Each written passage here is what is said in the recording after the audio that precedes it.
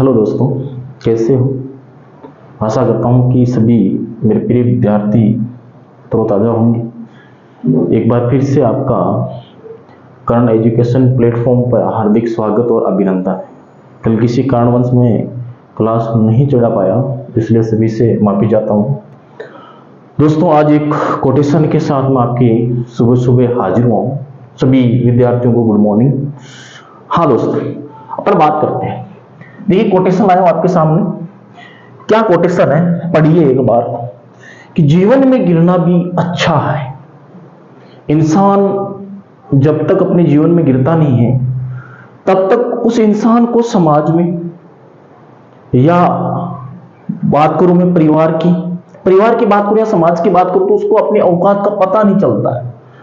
जिस इंसान को हर चीज बैठे बैठे मिलती है, कुछ भी उसको करना नहीं पड़ता, तो उस इंसान को पता नहीं होता है कि समाज जो है वो मेरे प्रति क्या सोचता है, मेरे प्रति समाज की क्या फीलिंग है।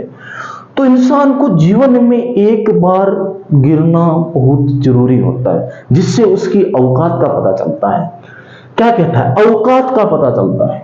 औकात क्या है उसकी, हर चीज उसको बैठे बैठे मिल जाएगी, सब कुछ सिस्टम से चल रहा है, तो उसको पता ही नहीं कि मेरी औकात क्या है। ठीक है ना। तो जीवन में इंसान जब गिरेगा तब उसकी औकात का पता चलेगा, और उस खुद इंसान को पता चल जाएगा कि मेरी समाज में, इस परिवार में मेरी औकात क्या है। बढ़ते ही जब हाथ उठाने के जो अपने का पता चलता है, क्या कह रहा है कि बढ़ते ही औकात का पता चलता है, बढ़ते हैं जब हाथ उठाने को तो अपनों का पता चलता है कि आदमी को ऊपर जाना है। आप जानते हो कि समाज के अंदर, प्रेजेंट टाइम में परिवार के अंदर, समाज के अंदर ये चीजें आम हो गई है कि कोई भी व्यक्ति है अपने बराबर इंसान को ऊपर उठा नहीं चाहता है, हमेशा उसकी टांग खींचता रहता है कि हमेशा ये नीचे ही पड़ा रहे। तो तब पता चलेगा अपनों का कब कि हाथ उठाने के लिए आपको वापस वो उठाते या नहीं है। कब की बात कर रहा है कि आप गिर गए और आपको कौन उठा रहा है और कौन और नीचे गिरा रहा है। इसीलिए दोस्तों, मैं बार बार आपसे कहता हूं कि हाँ, मानता हूं कि इंसान जो ठोकर खाया होता है वही इंसान हमेशा आगे बढ़ता है, और जिस इंसान को हर चीज बैठे बिठाए मिल जाती है वो इंसान कभी आगे नहीं बढ़ता है। इसलिए दोस्तों, पढ़ाई करो और हो सके जितना जल्दी से जल्दी आप सिलेक्शन ले। हाँ जी भैया।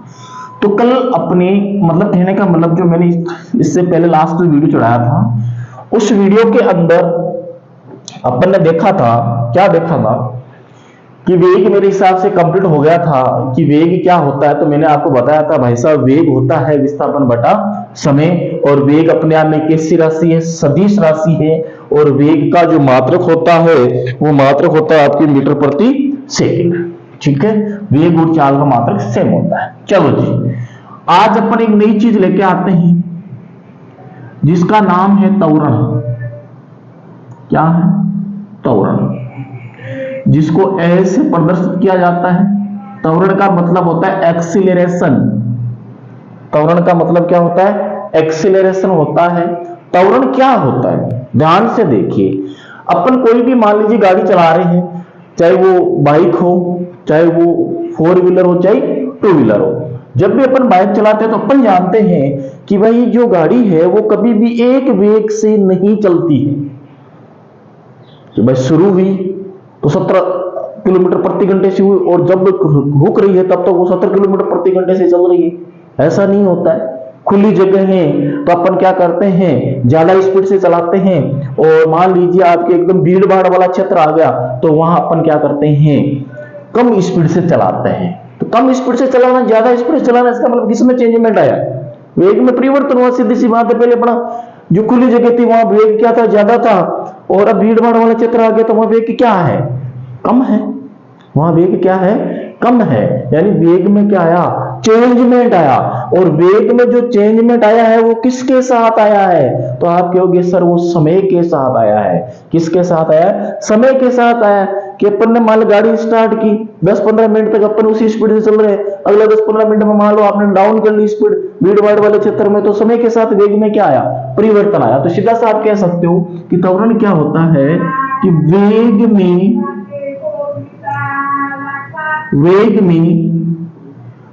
परिवर्तन की दर, वेग में परिवर्तन की दर क्या कहलाता है, त्वरण कहलाता। आजकल सीधा डायरेक्ट आपसे एग्जाम में पूछते हैं, क्या पूछते हैं कि वेग में परिवर्तन की दर क्या कहलाती है, विस्थापन कहलाती है, त्वरण कहलाती है, चाल कहलाती है कि क्या कहलाती है। तो आपको सीधा सा ध्यान रखना है कि वेग में यदि चेंजमेंट आ रहा है, वेग में यदि परिवर्तन की जो दर है, किसके दर का मतलब होता है समय, दर का मतलब क्या होता है समय, यानी कहने का मतलब मेरा सीधा सा है कि समय के साथ यदि वेग में क्या आ रहा है, परिवर्तन आ रहा है, तो उसको मैं क्या कहूंगा, त्वरण कहूंगा, एक्सीलरेशन कहूंगा। इसका मतलब है कि त्वरण ज्ञात करने के लिए क्या होता है, अरे त्वरण ज्ञात करने के लिए क्या होता है, तो आप कहोगे सर त्वरण देखने के लिए मैं एक तो क्या देखूंगा, जैसे मान लो त्वरण हो गया, इसका मैं क्या बनाता हूं, आपकी सूत्र बनाता हूं, इससे बनाऊंगा। त्वरण का मतलब वेग में परिवर्तन, वेग में परिवर्तन कब पता चलेगा आपको, वेग में परिवर्तन कैसे हुआ, तो आप कहोगे सर जी मेरे को प्रारंभिक वेग देखना पड़ेगा और अंतिम वेग देखना पड़ेगा, बीच में कितना चेंजमेंट हुआ है। तो हमेशा ध्यान रखना है त्वरण का मतलब होता है अंतिम वेग, यानी लास्ट वेग क्या था आपका, वो हो जाएगा माइनस प्रारंभिक वेग, अंतिम वेग माइनस प्रारंभिक वेग बट्टा टी समय, या आप ऐसे लिख सकते हो समय अंतराल, क्योंकि इसमें समय नहीं आएगा बल्कि क्या आएगा, समय अंतराल आएगा भैया। भाई समय अंतराल आएगा तभी तो पहले भाई प्रारंभिक वेग मान लो जब आपने स्टार्ट किया, फिर समय बढ़ा, उसके बाद में अंतिम वेग आया, तो समय अंतराल होगा या नहीं होगा। इसको मैं कैसे लिख सकता हूं, ए बराबर v माइनस यू बटा टी लिख सकता हूं। a बराबर क्या हो जाएगा, v माइनस यू बटा टी हो जाएगा। सीधी सी बात है, आप जानते हो कि अभी मैंने सिखाया था कि a किसके बराबर होता है, तो आप कहोगे सर a होता है एक्सीलरेशन, त्वरण होता है, v होता है, मैंने सिखा रखा है कि प्रारंभिक वेग। आप जानते हो अल्फाबेट में पहले कौन आता है, u आता है, v आता है। तो आप कहोगे सर अल्फाबेट जब मैं पढ़ता हूं, एबीसीडी पढ़ता हूं, तो उसके अंदर u पहले आता है, इसका मतलब प्रारंभिक वेग पहले आएगा, अंतिम वेग। तो आप कहोगे सर देखो अल्फाबेट लिखता हूं, ऐसे लिखता हूं u v w x, कौन पहले आया, आप कहोगे सर u ही तो पहले आया। इन दोनों में पहले कौन आता है, प्रारंभिक वेग पहले आता है, v बाद में आता है, बाद में कौन आता है, अंतिम वेग। इसका मतलब हुआ v बराबर हो गया अंतिम वेग, v बराबर क्या हो गया, अंतिम वेग। और आपके कौन है, u है, u का मतलब हो गया प्रारंभिक वेग, u का मतलब क्या हो गया, प्रारंभिक वेग। और यहां समय अंतराल भैया, तो t बराबर आप जानते हो क्या होता है, समय होता है। ये मैंने आपको अलग अलग बता दिया। तो मैंने क्या बताया आपको कि त्वरण एक्सीलरेशन क्या होता है, तो आपको कि सर वेग में परिवर्तन की जो दर है वही क्या कहलाती है, त्वरण कहलाती है। त्वरण किसके बराबर होता है, तो आप कहोगे अंतिम वेग माइनस प्रारंभिक वेग बटा समय अंतराल, यानी अंतिम वेग v हो गया माइनस प्रारंभिक वेग u हो गया बटा समय अंतराल क्या हो गया, t हो गया। यहां तक समझ में आ गया भैया, हाँ जी चलो कोई दिक्कत नहीं। अब इसका मात्रक बनाऊंगा भैया, मैं यहां से क्या बनाऊंगा, मात्रक बनाऊंगा। आप जानते हो कि यहां पर क्या है, वेग है, क्या है, वेग है। और मैंने आपको सिखा रखा है, इससे पहले वाली क्लास में क्या बताया था कि वेग जो होता है, चाहे वेग की बात करूं मैं, चाहे चाल की बात करूं, चाहे मैं वेग की बात करूं चाहे चाल की बात करूं, हमेशा इसका मात्रक क्या होता है, मीटर प्रति सेकंड होता है। ये बताया था मैंने, चाहे वेग हो आपके चाहे आपके चाल हो, दोनों का मात्रक क्या होता है, मीटर प्रति सेकंड होता है। एक मिनट, तो मैंने क्या बताया आपको कि वेग हो चाहे चाल, क्योंकि दोनों का मात्रक सेम होता है, मीटर प्रति सेकंड। और आप जानते हो कि ऊपर क्या आ रहा, वेग आ रहा, तो वेग का क्या लिख दिया मैंने, मीटर प्रति सेकंड बट्टा समय का क्या होता है, सेकंड होता है। कि वेग का क्या हो गया, मीटर प्रति सेकंड हो गया, और समय का क्या हो गया, आपके सेकंड हो गया। सेकंड वापस कहां जाएगा, ऊपर जाएगा, तो क्या बन जाएगा, तो आप कहोगे सर मीटर प्रति सेकंड स्क्वायर बन जाएगा। कैसे लिख सकते हो, मीटर प्रति सेकंड स्क्वायर लिख सकते हो, या इसको आप क्या लिख सकते हो, ऐसे भी लिख सकते हो। एक ही चीज है, अलग अलग नहीं, घबराना नहीं है। चाहे इसको ऐसे लिख दो आप, चाहे इसको ऐसे लिख दो, चीज क्या है, एक ही है। तो आपके तीन बात समझ में आ गई हुई मेरे हिसाब से, कि पहले मैंने बताया कि दूरी का मात्रक क्या होता है, मीटर होता है। दूरी कैसी इकाई है, तो आप कहोगे सर जी अदिश इकाई है, अदिश राशि है। दूसरा मैंने आपको बताया कि आपकी कौन विस्थापन, तो विस्थापन में आप कहोगे सर विस्थापन भी एक दूरी होती है, इसलिए इसका भी मात्रा क्या हो जाएगा, मीटर हो जाएगा। और लेकिन विस्थापन में एक फिक्स डायरेक्शन होती है, इसलिए विस्थापन कैसी राशि है, सदिश राशि है। तीसरा आपको ध्यान रखना है, क्या बताया था मैंने, चाल बताया था। चाल अपने आप में कैसी राशि है, तो आप कहोगे सर चाल अपने आप में अदिश राशि होती है, चाल में किसी प्रकार की कोई डायरेक्शन नहीं होती है। इसके बाद में आपको आया था वेग, मैंने आपको बताया था चाल और वेग में फर्क किसका है, सिर्फ डायरेक्शन का है, दिशा का है। वेग में दिशा होती है, चाल में दिशा नहीं होती है, इसलिए वेग एक सदिश राशि हो गई। और वेग का भी मात्रक क्या होता है, मीटर प्रति सेकंड होता है, और चाल का भी मात्रक क्या होता है, मीटर प्रति सेकंड होता है। अब एक चीज मेरे को बताओ, एक्सेलरेशन जो होता है, त्वरण जो होता है, वो सदिश है कभी आप कहोगे सर त्वरण के अंदर क्या आ रहा है, वेग आ रहा है, और वेग अपने आप में कैसी राशि है, सदिश राशि है। तो आप कह सकते हो कि सर त्वरण भी अपने आप में कैसी राशि है, सदिश राशि है। त्वरण भी अपने आप में कैसी राशि है, सदिश राशि है। समझ में आया, क्योंकि त्वरण में कौन आ रहा है, वेग आ रहा है, वेग में परिवर्तन की दर तो क्या है, त्वरण है। भैया वेग भी अपने आप में क्या है, त्वरण ही है। एक्सेलरेशन कौन उत्पन्न करता है, वेग ही करता है, और वेग मैंने पढ़ा रखा सदिश राशि है, तो त्वरण भी क्या हो जाएगी, सदिश राशि हो जाएगी, सीधी सी बात है। तो इसमें क्या क्या ध्यान रखना है, एक तो आपको डेफिनेशन ध्यान रखनी है त्वरण की, एक तो क्या याद रखना है आपको, त्वरण की डेफिनेशन याद रखनी है कि त्वरण कहते किसे हैं। तो आप कहोगे सर वेग में परिवर्तन की दर त्वरण कहलाती है, ये ध्यान रखो, सिर्फ ए बराबर क्या होता है, v माइनस यू, आपकी क्या हो जाएगा, टी हो जाएगा। इसके बाद इसका मात्रक याद रखना, मात्रक क्या याद रखना है, मीटर प्रति सेकंड स्क्वायर याद रखना है, ऐसे याद रख लो, चाहे ऐसे याद रख लो। तीसरी बात क्या ध्यान रखनी है कि त्वरण कैसी राशि है, तो आप कहोगे सर सदिश राशि है। अब एक चीज मेरे को यहां पे बता दो कि मैंने आपको पढ़ाया था विस्थापन, एक चीज पढ़ाई थी आपको, क्या पढ़ाया था, विस्थापन पढ़ाया था, क्या पढ़ाया था, विस्थापन। तो आप मेरे को एक चीज बताओ कि विस्थापन यदि मैं कह दूं कि कोई भी वस्तु है जो कैसी गति कर रही है, वर्तीय गति कर रही है, तो क्या वर्तीय गति में विस्थापन क्या होगा, तो आप कहोगे सर वर्तीय गति में विस्थापन क्या होता है, शून्य होता है, जीरो होता है। किससे, देखो मान लो एक बंदा यहां खड़ा है ए पॉइंट पे, वर्तीय गति में क्या होगा, पूरा एक चक्कर लगाकर वापस ए पॉइंट पे आएगा, आया कि नहीं आया, तो उसका फर्स्ट पॉइंट यही है भाई, इसका स्टार्टिंग पॉइंट कौन है, स्टार्टिंग पॉइंट ए है, और लास्ट पॉइंट भी क्या है, ए है। क्या इनके बीच में कोई न्यूनतम दूरी है, तो आप कहोगे नहीं है सर। इसलिए हमेशा ध्यान रखना, क्या ध्यान रखना है कि वर्तीय गति जो होती है, वर्तीय गति में विस्थापन जो है, वर्तीय गति में विस्थापन क्या होता है आपकी, शून्य होता है, जीरो होता है। एक लाइन ये ध्यान रखना है। दूसरी चीज आपको ये ध्यान रखना है कि अभी जैसे मैंने त्वरण पढ़ाया है, तो आपको ध्यान रखना है कि वर्तीय गति में जो त्वरण होता है, एक्सेलरेशन होता है, वो हमेशा क्या होता है, समान होता है। त्वरण हमेशा क्या होता है, समान होता है।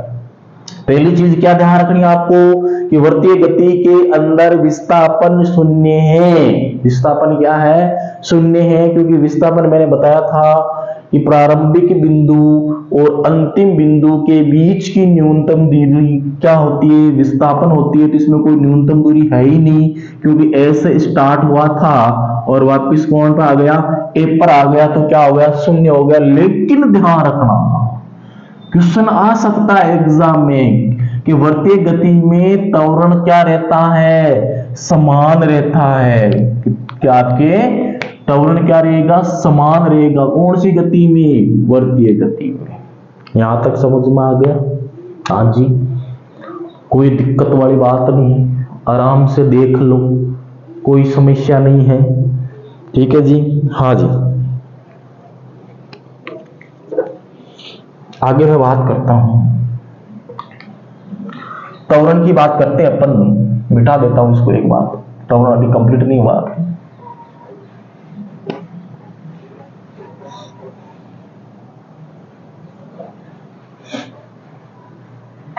बहुत कुछ सीखने को मिलेगा दोस्तों, बस कंटिन्यू आप क्लास लेते रहो।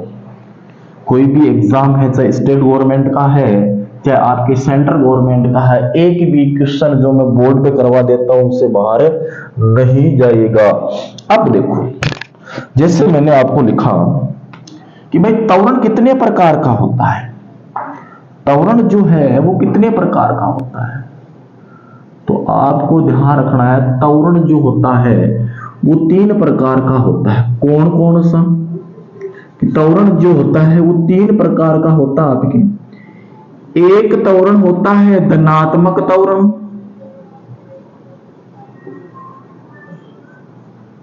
कैसा त्वरण? धनात्मक त्वरण। और एक जो त्वरण होता है वो आपके होता है दोस्तों ऋणात्मक त्वरण।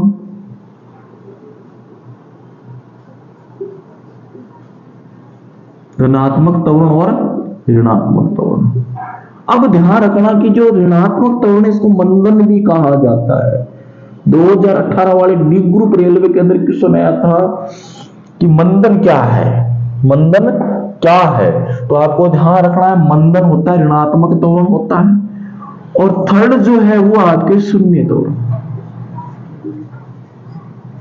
शून्य त्वरण। 3 के बारे में अपन पढ़ेंगे कि आपके जो त्वरण होता है वो कितने प्रकार का होता है, तो आपके सर 3 प्रकार का होता है। एक धनात्मक त्वरण होता है, दूसरा आपके कौन सा त्वरण होता है, ऋणात्मक त्वरण होता है, और तीसरा कौन सा त्वरण आपके शून्य त्वरण होता है।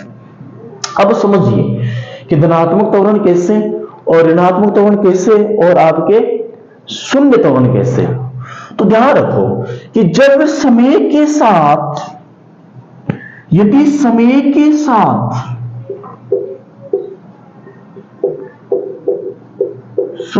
साथ वेग क्या हो रहा है, सिर्फ बढ़ रहा है, सिर्फ बढ़ रहा है। कैसे? मैंने कहा कि कोई गाड़ी है जो कितने किलोमीटर प्रति घंटे से चलेगी, 10 किलोमीटर प्रति घंटे से चल रही है।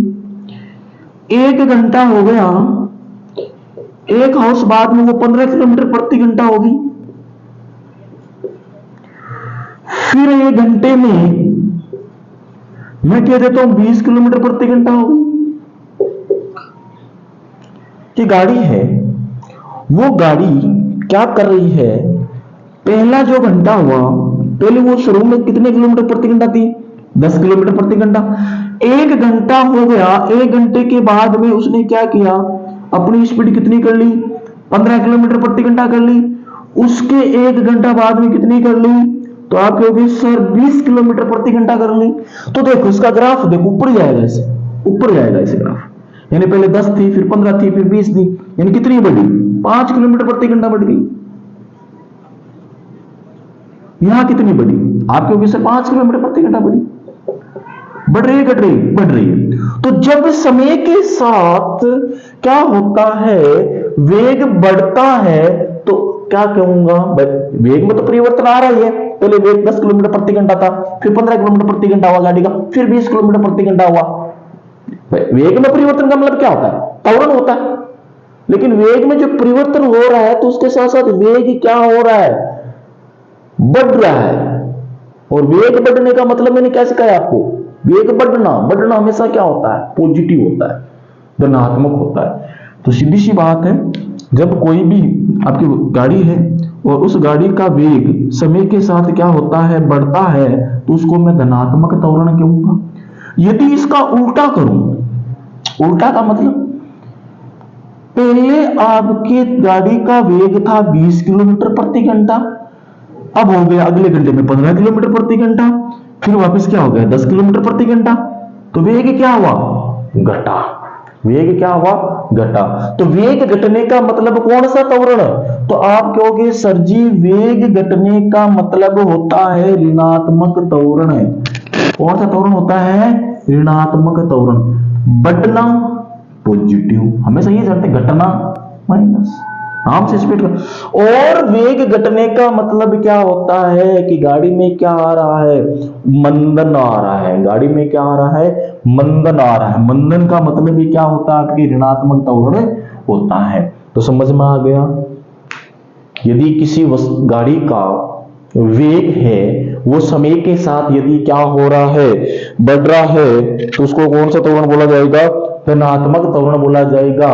और यदि मान लो गाड़ी का वेग समय के साथ घट रहा है तो उसको क्या बोला जाएगा, ऋणात्मक त्वरण बोला जाएगा। सीधी सी बात है। मैं कह दूं कि मान लो एक गाड़ी है, वो एकदम क्या आ रही है, सुनसान जगह से आ रही है और किसके अंदर प्रवेश कर जाती है, किसी सिटी के अंदर प्रवेश कर जाती है, किसी भीड़ भाड़ वाले क्षेत्र में प्रवेश कर जाती है, तो कैसा त्वरण उत्पन्न होगा, तो आप कहोगे सर ऋणात्मक त्वरण उत्पन्न होगा। और एक मान लो आप एकदम खुली सड़क है, खुली सड़क पर गाड़ी जा रही है, तो ड्राइवर हमेशा क्या करता है, उसका वेग बढ़ाने की कोशिश करता, नहीं कि घटाने की। तो वेग बढ़ेगा, और वेग बढ़ेगा तो कौन सा त्वरण आ जाएगा, धनात्मक त्वरण आ जाएगा। मैं कह देता हूं कि मान लो एकदम सीधी सड़क है और समय के साथ वेग में कोई परिवर्तन नहीं हुआ, समय के साथ वेग में कोई परिवर्तन नहीं हुआ, तो वहां पर त्वरण क्या हो जाएगा, शून्य हो जाएगा। कैसे, मैंने कहा कि गाड़ी जा रही है 70 किलोमीटर प्रति घंटा से 1 घंटे बाद में भी 70 किलोमीटर प्रति घंटा थी, और आने वाले 1 घंटे बाद में भी वो 70 किलोमीटर प्रति घंटा ही है। तो इसका मतलब है वहां पर त्वरण कैसा, एक्सीलरेशन कैसा है, शून्य। वहां एक्सीलरेशन क्या है, शून्य है। तो सीधा सा ध्यान रखना है, यदि वेग में परिवर्तन नहीं हो रहा है, वेग एकदम क्या है, एक समान वेग से कोई भी गाड़ी जाएगी या एक समान त्वरण से किसी भी वस्तु को अपन नीचे फेंकेंगे, तो उसका आपके क्या होगा, त्वरण शून्य होगा। सीधी सी बात है कि एक समान वेग से कोई गाड़ी, मतलब एक समान वेग से कोई वस्तु नीचे आ रही है या एक समान वेग से कोई गाड़ी जा रही है, तो उसका त्वरण क्या होगा, शून्य। एक समान वेग मतलब वेग में परिवर्तन हुआ ही नहीं। वेग में परिवर्तन होगा तो ही मैं उसको क्या बोलूंगा, त्वरण बोलूंगा। लेकिन वेग में परिवर्तन हुआ ही नहीं, वेग क्या था, एक समान था। सीधी सी बात है। तो समझ में आ गया भैया। धनात्मक त्वरण का मतलब क्या बताया मैंने, कि समय के साथ वेग बढ़ना, धनात्मक त्वरण। ऋणात्मक त्वरण या मंदन क्या होता है, कि समय के साथ वेग घटना, क्या हो गया, ऋणात्मक त्वरण, या इसको मंदन कहेंगे। शून्य त्वरण का मतलब क्या होता है, जीरो एक्सेलरेशन क्या होता है, कि वेग में कोई परिवर्तन नहीं हुआ, वेग में कोई परिवर्तन नहीं हुआ। सीधी सी बात है। अब देखो त्वरण के साथ साथ एक चीज और बता देता हूं मैं, क्या बता देता हूं, कि साइंस के अंदर क्या होता है, आपके साइंस के अंदर 2 जी चलते हैं भाई साहब। साइंस के अंदर कितने जी चलते हैं, 2 जी चलते हैं। दोनों का अर्थ समझा देता हूं मैं। देखो दोनों का अर्थ क्या है, एक जी तो मैं लिख देता हूं इससे, और एक जी लिखता हूं इससे, दोनों समझ में आ जाएगा। दोनों का बताऊंगा मैं। एक जी होता है ये, एग्जाम में ऐसा जी देखने को मिलेगा, और एक जी होता है ऐसे, ये भी एग्जाम में देखने को मिल सकता है। दोनों में फर्क क्या है, सीखने को मिलेगा कि एक छोटा जी है और एक बड़ा जी है। देखो छोटे जी को तो बोला जाता है, क्या बोला जाता है, तो आप कहोगे सर छोटे जी को बोला जाता है गुरुत्वीय त्वरण। कौन सा त्वरण, गुरुत्वीय त्वरण होता है। क्योंकि अभी मैं त्वरण पढ़ा रहा हूं इसलिए इसके बारे में भी चर्चा करूंगा सिर्फ, क्योंकि एक्सेलरेशन आ रहा है और अभी अपन एक्सेलरेशन की बात करें, त्वरण की बात करें, इसमें थोड़ा सा बता देता हूं। इसको बोलते हैं सार्वत्रिक गुरुत्वाकर्षण नियतांक। इस जी का मतलब क्या है, सार्वत्रिक गुरुत्वाकर्षण। ये गुरुत्वाकर्षण के अंदर पढ़ेंगे अपन, सार्वत्रिक गुरुत्वाकर्षण नियंत्रण। इसका मान बता देता हूं क्योंकि एग्जाम पूछा गया है, इसका मान कई बार पूछा गया है।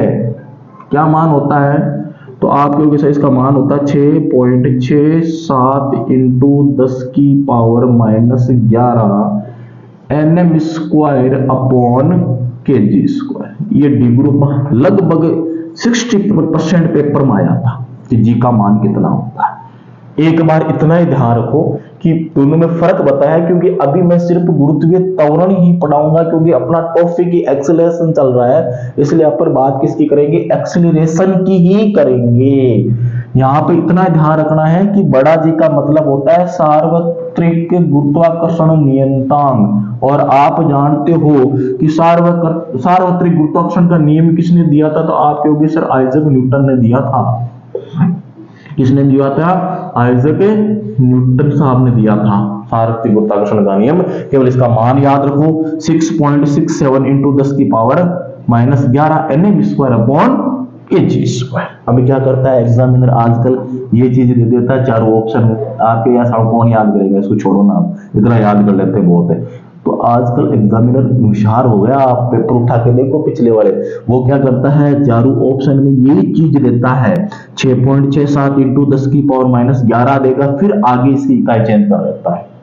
अगर आपको इकाई याद है सार्वत्रिक गुरुत्वाकर्षण की तो ही आप क्या करोगे, इसको सही कर सकते हो, अदरवाइज नहीं कर सकते। अब भाई साहब ये क्या होता है, ये कौन सी चिड़िया आ गई यहाँ पे, गुरुत्वीय त्वरण। मैंने सिखा रखा आपको, क्या सिखा रखा है कि त्वरण क्या होता है, तो आप कहोगे सर त्वरण होता है वेग में परिवर्तन की दर, वेग में परिवर्तन की दर। वेग में परिवर्तन की दर क्या होती है, त्वरण होती है, एक्सीलरेशन होती है। लेकिन इसने क्या किया, इस त्वरण के साथ कौन सा शब्द जोड़ दिया, गुरुत्वीय शब्द जोड़ दिया।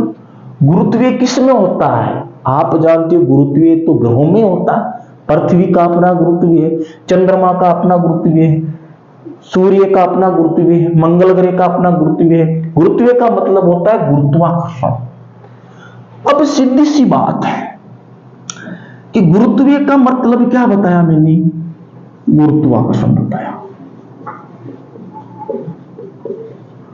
गुरुत्वीय का मतलब क्या बताया, गुरुत्वाकर्षण बताया। अब दोनों को जोड़ो कि गुरुत्वाकर्षण के कारण किसी वस्तु के वेग में परिवर्तन की दर क्या कहलाती है, गुरुत्वीय त्वरण। दो शब्द है, एक गुरुत्वीय है और एक त्वरण है। गुरुत्वीय का मतलब गुरुत्वाकर्षण बल है किसका, पृथ्वी का, और त्वरण का मतलब है वेग में परिवर्तन। अपन जानते हैं कि मान लीजिए आप 3-4 मंजिल पर खड़े हैं और वहां से किसी वस्तु को फेंकते हो तो वो वस्तु नीचे की तरफ आएगी, लेकिन कभी भी वो एक जैसे वेग के साथ नहीं आएगी। ये नहीं कि जहां से आपने छोड़ा है वहां से लेके वो जमीन पर आके गिरेगी तब तक उसका एक समान वेग रहेगा, क्या एक समान वेग रहेगा, नहीं। जैसे आप उसको छोड़ोगे और जैसे जैसे वो पृथ्वी के नजदीक आती जाएगी वैसे वैसे उसका वेग क्या होता जाएगा, बढ़ता जाएगा। क्यों बढ़ेगा, क्योंकि पृथ्वी का गुरुत्वाकर्षण बल उसको अपनी ओर क्या करेगा, आकर्षित करेगा।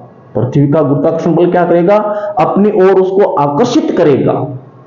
और आप जानते हो कि कोई भी चीज जैसे जैसे ऊपर पृथ्वी के नजदीक आएगी वैसे वैसे उसका वेग क्या होगा, बढ़ेगा।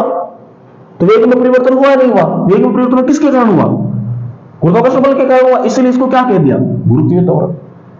हमेशा ध्यान रखो कि कोई भी वस्तु है उस वस्तु को आप हाइट से ऊपर से क्या कर रहे हो, नीचे ऐसे गिरा रहे हो, ऊपर से नीचे गिरा रहे हो तो वो वस्तु ऊपर से नीचे की ओर क्यों आ रही है, आप सब जानते हो, पढ़ा है आपने 5-7 क्लास में गुरुत्वाकर्षण के बारे में कि वो वस्तु गुरुत्वाकर्षण के कारण क्या आ रही है, नीचे आ रही है। और जैसे जैसे वो पृथ्वी के नजदीक आती जाएगी वैसे वैसे उसका वेग क्या होता जाएगा, बढ़ता जाएगा। और वेग बढ़ना कौन सा त्वरण, धनात्मक त्वरण। आप जानते हो वेग बढ़ने का मतलब धनात्मक त्वरण, यानी एक वस्तु है नीचे आ रही, मान लो मैं कह देता हूं ये आपके क्या है, धरातल है, ये क्या है, धरातल है, ये क्या है आपकी धरातल है, और इस धरातल की तरफ कोई वस्तु आ रही है तो वेग क्या होगा, बढ़ेगा। ऊपर से फेंका है इस वस्तु को आपने, वेग क्या होगा, बढ़ेगा। और वेग बढ़ेगा मतलब कौन सा त्वरण है, तो आप कहोगे सर धनात्मक गुरुत्वीय त्वरण है। कौन सा त्वरण है? धनात्मक गुरुत्वीय त्वरण हो गया, क्योंकि वेग क्या हो रहा है? बढ़ रहा है, वस्तु नीचे की ओर आ रही है। और मान लो आप यहां खड़े और इस वस्तु को क्या कर रहे हो? ऊपर की ओर फेंक रहे हो। क्या कर रहे हो? ऊपर की ओर फेंक रहे हो। आप जानते हो किसी भी वस्तु को आप धरातल से ऊपर की तरफ फेंकोगे तो वो पृथ्वी की गुरुत्वाकर्षण बल के विपरीत जाएगी, और विपरीत जाएगी तो वेग घटेगा कि बढ़ेगा? घटेगा। तो यहां वेग क्या होगा? घटेगा। और यहां वेग घटेगा। वेग घटने का मतलब कौन सा त्वरण है? तो आप कहोगे सर ऋणात्मक त्वरण है। कौन सा त्वरण है? ऋणात्मक त्वरण है। तो हमेशा ध्यान रखो, किसी भी वस्तु को ऊपर से नीचे की तरफ फेंकने पर को ऊपर से नीचे, टॉप से बॉटम, टॉप से बॉटम, ऊपर से नीचे की तरफ फेंकने पर हमेशा त्वरण क्या होगा? सॉरी, वेग क्या होगा? बढ़ेगा। और वहां पे कौन सा त्वरण आएगा? आपके धनात्मक त्वरण आएगा। और किसी भी वस्तु को मान लो आप नीचे से कहां फेंक रहे हो? ऊपर फेंक रहे हो, तो इसका मतलब वो गुरुत्वाकर्षण बल के विपरीत जा रही है, तो गुरुत्वाकर्षण बल उस वस्तु को वापस अपनी तरफ खींचेगा। तो वहां पे कौन सा त्वरण आएगा? आपके ऋणात्मक त्वरण आएगा। सीधी सी ही बात है। कौन सा त्वरण आएगा? ऋणात्मक त्वरण आएगा। अब देखो इसका मान भी है। अब एक चीज मेरे को बताओ कि ये जी है, इसकी इकाई क्या है, मात्रक क्या है इसका? तो आप क्योंकि सर त्वरण ही तो है, तो त्वरण का मात्रक क्या होता है? मीटर प्रति सेकंड स्क्वायर होता है। क्या होता है? मीटर प्रति सेकंड स्क्वायर होता है। त्वरण का मात्रक क्या होता है? मीटर प्रति सेकंड स्क्वायर होता है। तो ये भी त्वरण ही तो है, त्वरण ही है। गुरुत्वाकर्षण जोड़ दिया, गुरुत्वाकर्षण के कारण हो रहा है, थोड़ी चेंजमेंट हो जाएगा ना। तो हमेशा ध्यान रखो, चाहे गुरुत्वीय त्वरण हो चाहे त्वरण हो, दोनों का मात्रक सेम ही होता है, मीटर प्रति सेकंड स्क्वायर।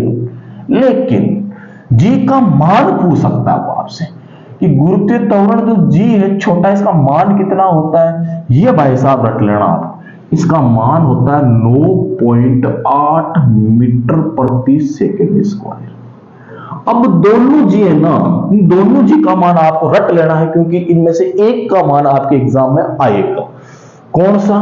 कि जब छोटा जी मान पूछे तो छोटा मान आएगा, बड़ा जी मान पूछे तो बड़ा। वैसे छोटा नहीं, एस है, एस लेंथ में छोटा, वैसे तो बड़ा। हाँ जी।